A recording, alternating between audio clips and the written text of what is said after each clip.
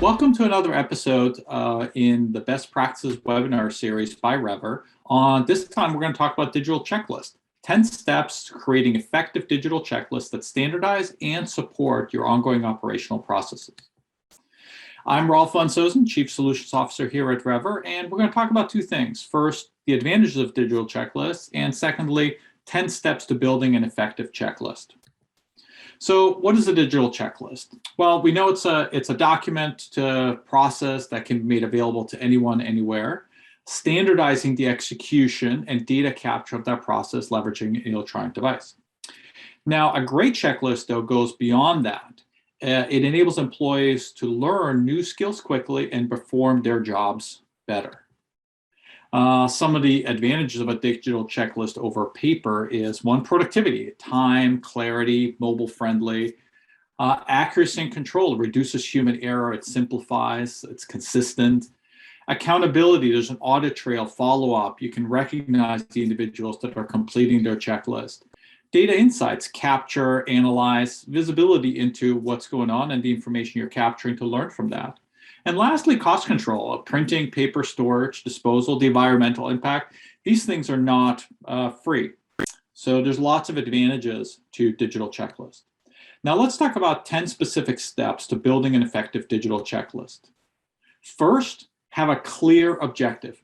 Communicate why this process is being performed, define the goal this process serves, and identify the individuals performing the process. Be specific.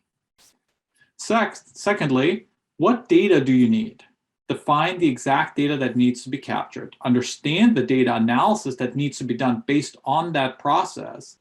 Define the data and the input values that will trigger follow-up actions. Third, know your audience. Time available and environment in which they will complete the checklist. Appropriate language, such as technical terms that are appropriate for the audience. Comfort level of the audience in interacting with technology. Keep it simple. Avoid walls of text. Keep it short. Make sure every step has a purpose. Use the appropriate language, as I said before, that can be easily understood. Be specific. Don't leave room for interpretation. Cover the details. Emphasize the most critical parts of that checklist. Use appropriate answer types. So make it easy to provide the answer, the observation, and mark the completion.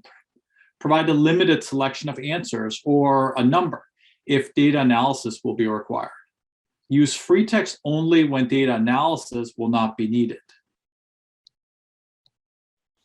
Use photos intelligently. So remember, a picture is worth 1,000 words, but only add photos when they add value, not for decoration and keep pictures simple. Add additional pictures rather than one complicated picture.